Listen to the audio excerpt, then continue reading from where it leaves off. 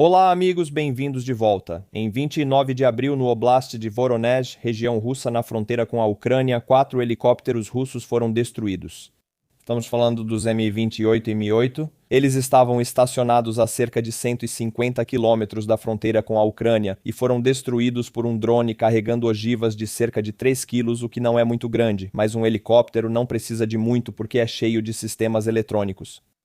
E qualquer tipo de explosão vai danificá-lo o suficiente para que ele nunca mais voe. Vamos também assistir ao vídeo, já que um dos helicópteros tinha um mecânico perto dos rotores no momento da explosão, um de cada vez. Este aqui é o Mi-17. Focando nele, você pode ver que há outro bem ao lado. E tem um mecânico aqui em pé, esse ponto preto que você consegue ver. Mas neste aqui, acho que o mecânico deveria estar bem ao lado dos rotores. Esse é o Mi-17. Parece legal, eles são bonitos, eu gosto deles. Dá para ver ele trabalhando nos rotores e a imagem do drone sempre tem zoom. Então você está se perguntando por que ele só agora está se virando vendo o drone? É porque a imagem está muito mais à frente do que o próprio drone, porque para a gente está com zoom. Agora ele percebe, se vira, mas já é tarde demais. Esse mecânico agora está dormindo com os peixes, e esse é o vídeo do drone de reconhecimento. O helicóptero ficou totalmente fora de combate. Você acha que conseguem consertar? Acho que não. 3 quilos de explosivos bastam para esse helicóptero. Um mecânico caiu, o outro está fugindo. Esse mecânico ao lado desse helicóptero, esse é o Mi-28. Esse helicóptero é ainda mais bonito. Eu realmente gosto do visual desses helicópteros, para ser sincero. Olha, esse aqui está fugindo, salvando a própria vida. E esse helicóptero também foi derrubado, agora está dormindo com os peixes. Drone de reconhecimento, bem longe. Grava isso. Aliás, olha o visual desse drone. Você consegue gravar? Olha só, parece um triângulo minúsculo. É um drone bem específico que os ucranianos têm. Deixa eu encontrar para você. Pode ser o drone Ram-2, já que parece esse triângulo branco, mas, de novo, não dá para confirmar, a imagem está muito ruim. Esses drones têm ogiva pequena para drones de asa fixa, mas cumprem seu papel. Essa destruição foi causada pela 429ª Brigada de Sistemas Não Tripulados Aquiles e pela 43ª Brigada de Artilharia das Forças Armadas da Ucrânia. Mas agora, meus amigos, vamos assistir a um vídeo do porta-voz oficial do Kremlin, Dmitry Peskov, que é conhecido por mentir o tempo todo, mas neste caso eu acredito nele. Ele está falando sobre o desfile de 9 de maio que com certeza vai acontecer. Este é o maior feriado da Rússia, o dia da vitória de Embed. Esta é a religião deles e o modo de vida deles, a cultura e o pensamento deles. Então, como esse desfile vai acontecer este ano? Deixe Peskov responder isso pelo Kremlin. Em meio a essa ameaça terrorista, é claro, todas as medidas estão sendo tomadas para minimizar o perigo. O desfile vai acontecer, mas não vamos esquecer que, afinal, no ano passado foi um desfile de aniversário. Formato em grande escala, como deve ser numa data marcante. Esta data não é um aniversário, mas o desfile ainda vai acontecer. Ainda assim, deixe que seja em um formato resumido. Eu adoro como os russos sempre colocam isso. Avançando para posições mais defensáveis ou dinâmica negativa quando a estrada desaba. Bem, o desfile vai acontecer, mas em um formato resumido. Algumas fontes online especulam que os russos farão o desfile, mas sem equipamentos. Então os homens vão marchar, claro, e as mulheres também, mas sem equipamentos, sem mísseis, sem tanques, sem BTRs. Então vai parecer muito triste. Vamos ver como os russos estão reagindo a isso no Telegram, porque o Telegram permite que alguns deles sejam anônimos se quiserem. E como eles estão usando isso? Você pode perguntar, sim, eles usam VPNs. As VPNs são bloqueadas na Rússia uma por uma, mas existem centenas delas. Então os russos simplesmente mudam para outra e outra e outra. É como um jogo de gato e rato. Então Helena diz que a desmilitarização está indo conforme o planejado, mas há uma nuance. Yevgeny Sharbakov diz, e como de costume, Pipa comemora a vitória dos outros pela URSS, mas não tem vitórias próprias, só fracassos e vergonhas. Ele faz um desfile, mas ele mesmo deixa Helenin cair. Que perdedor o Pipa é, e eles estão falando sobre o próprio czar deles. Aqui está Dania dizendo, droga, Não precisamos de mudanças de pessoal nem de defesa antiaérea super avançada. Só precisamos acabar com essa operação militar especial inútil e sem sentido. Essa é a solução. E, finalmente, Maria, que tipo de desfile pode haver quando tudo o que foi conquistado pelos nossos avós e bisavós está completamente arruinado? Tudo o que foi construído com muito esforço no pós-guerra. De quem é a vitória agora? Nossos ancestrais estariam se revirando em seus túmulos. Nosso governo não tem direito de fazer desfiles. Esses são netos corruptos e inúteis que desperdiçaram as conquistas de seus ancestrais. Provavelmente a maioria já era traidora desde o começo. Estes são 4 comentários de russos na Rússia sobre seu governo. E finalmente gostaria de trazer um comentário de uma prisão russa. Igor Strelkov-Girkin, aquele que é responsável por derrubar o avião civil em 2014, vocês todos se lembram disso, diz o seguinte, eu vou ler para vocês. Infelizmente, estamos caminhando para uma derrota militar. Isso é um fato. Não vamos exatamente aceitar isso, mas pelo menos reconhecer o fato desagradável e partir do princípio de que a ameaça é real.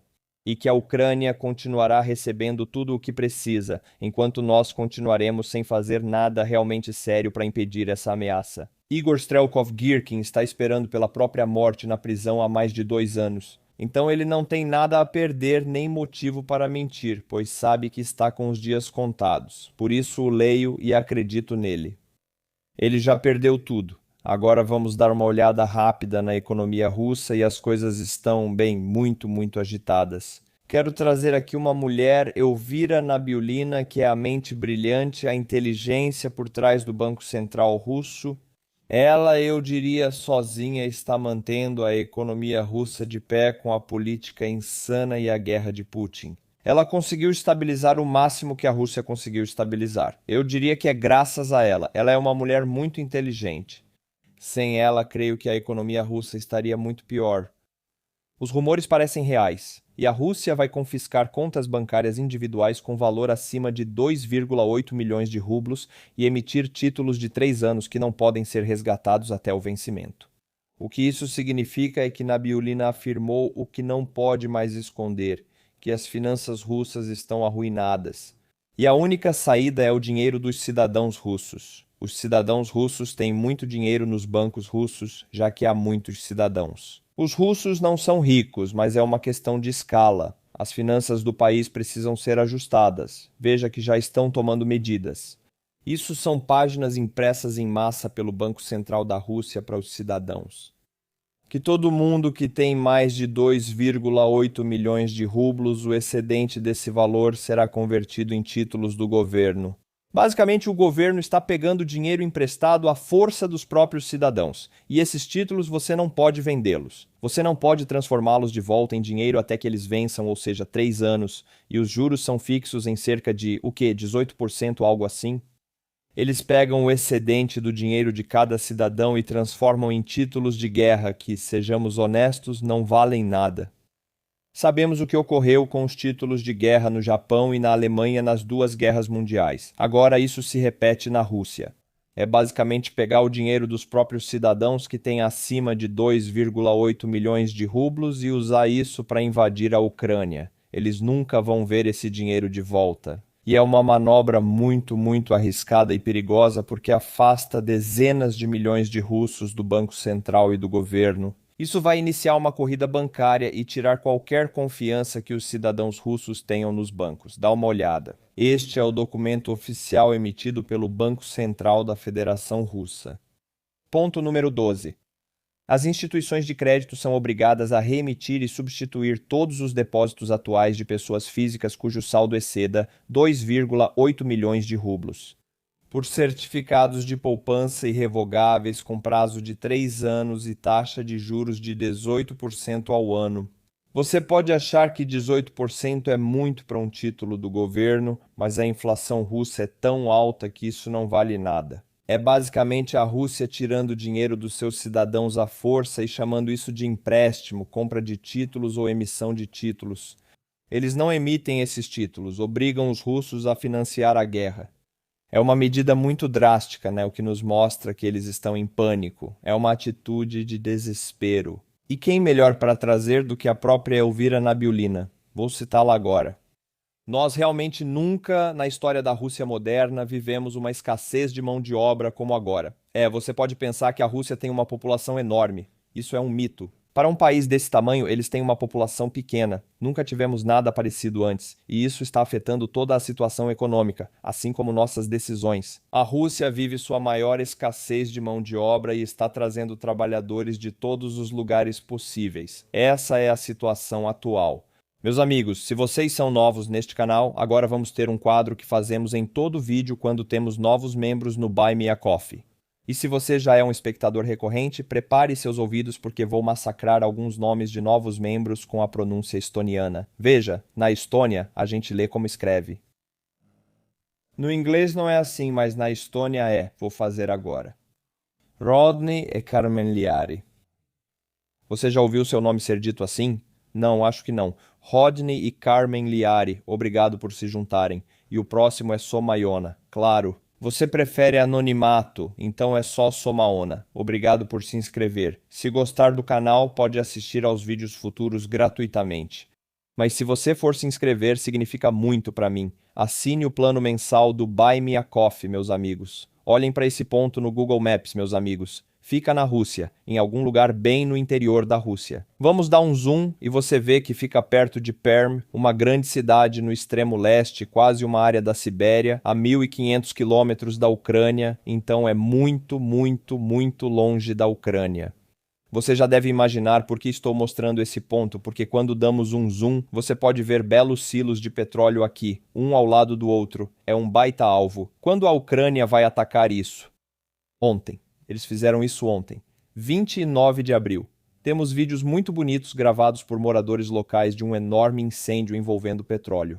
Esse tipo de incêndio não será apagado na Rússia. Eles vão deixar queimar até o fim. A estação de controle do oleoduto Perm russo, LPDS Perim, foi atacada mais cedo hoje, a 1.500 quilômetros da Ucrânia. É uma instalação da Transneft, uma empresa petrolífera russa responsável pelo bombeamento, armazenamento e distribuição de petróleo pela principal rede de oleodutos da Rússia. E claro que temos mais vídeos sobre isso. Claro que temos, olha só. E nós nem olhamos as imagens de satélite, já temos um dia depois uma imagem de satélite dessa instalação pegando fogo. Olha só. E olha só, parece familiar? Parece igual, né? Ei, não é preciso ser um gênio para geolocalizar isso. É igual e tem fogo ali. Boom. Instalação de bombeamento de petróleo de Perm derrubou ouro. Agora trago um vídeo sobre petróleo pegando fogo na Rússia. Trago um vídeo de um russo saindo de Krasnoye Poliana, uma área de férias em montanhas próximas a Sochi e à costa do Mar Negro, perto de Tuopse. Esse russo pergunta: o que está acontecendo lá agora? Como as pessoas vivem? Como está o mar por lá? Como estão os golfinhos? Ele realmente pergunta isso e vê essa enorme nuvem de fumaça. Isso é simplesmente loucura. Droga. Já estive nessa região. Visitei Sochi em 2017, uma área muito bonita e destino de férias desde a época dos czares. Os russos costumam passar férias lá. Eu fui para Sochi, eu fui para Krasnoye Poliana, esse mesmo lugar.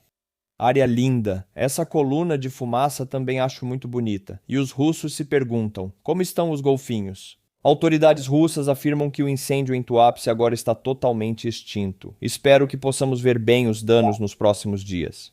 E sim, aqui está a carta. Autoridades russas estão dizendo: acabou. Conseguimos apagar os incêndios. Mas o que é isso? Isso parece um incêndio apagado. Esta é uma rua em Tuapse. E na rua, o que você vê queimando bem aqui é óleo. Isso é óleo combustível ou algum tipo de resíduo do processo de refino queimando nas ruas de Tuapse, não na refinaria. Mas esse aqui explodiu ou voou para as ruas e está queimando. Então, não parece que as autoridades locais conseguiram apagar esses incêndios. Pelo menos não a julgar por este vídeo. Estou cego ou sou burro? Parece que ainda está queimando. Aqui está uma visão mais clara para você. As ruas estão queimando em Tuapse, pelo menos estavam ontem. Talvez hoje eles não tenham apagado o fogo, mas ele simplesmente queimou até acabar. É isso que normalmente acontece. Então você vai trabalhar toda manhã, vai para o trabalho em Tuapse, você mora um pouco fora, na Dacia. Você vai trabalhar e é isso que você vê. Essa é a sua visão se você mora em Tuapse. Há 2 semanas você teve vazamento de óleo, agora tem essa bela vista.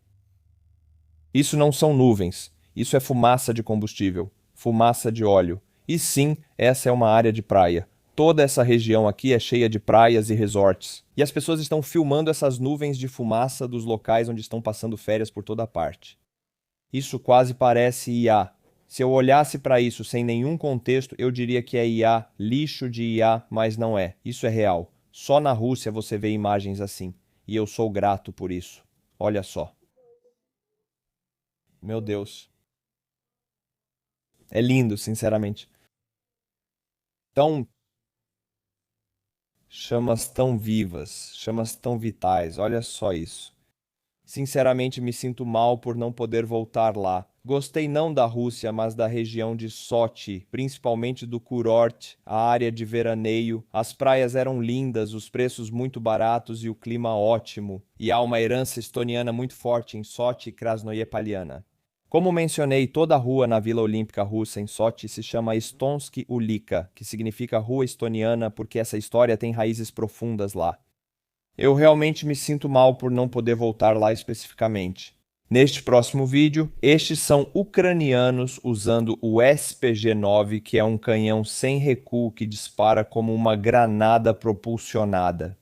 É muito parecido com um RPG, você pode imaginar naquele RPG disparado do ombro, mas este é diferente. Isso deveria ser disparado diretamente contra um veículo de combate de infantaria ou um tanque, mas eles usam em modo de fogo indireto. Como é possível fazer isso? Essa arma foi criada e fabricada na União Soviética nas décadas de 60 e 70, não é precisa nem tem grande alcance. Mas eles conseguem transformar essas armas soviéticas antigas, que a maioria dos terroristas usa hoje em dia. Essa é uma das armas mais comuns junto com o RPG. Eles transformam isso com sua genialidade em fogo indireto, quase como um morteiro. E aqui eles têm um programa que calcula a balística, né, as trajetórias dessa arma extremamente imprecisa. É isso que os ucranianos fazem. Eles pegam o que têm, digitalizam e modernizam ao máximo e fazem funcionar. É assim que o processo de disparo acontece. Ele consulta o aplicativo que faz esses cálculos e repassa. E aí eles têm essa arma de 60 anos aqui que foi feita para disparar diretamente contra um tanque, mas eles usam como morteiro. E aqui está, nós Strel, o Bidrab. Vamos matar alguns Peters, é o que eles dizem. Pum. Você pode achar que não é uma grande notícia, uma arma pequena não muda muito, mas isso mostra o que os ucranianos fazem com o armamento soviético de 60 anos que ainda possuem. Não vimos os russos fazendo isso. E com isso, meus amigos, encerro o vídeo de hoje. Estarei de volta toda segunda, quarta e sexta, então inscrevam-se no canal e voltem sempre. E tchau!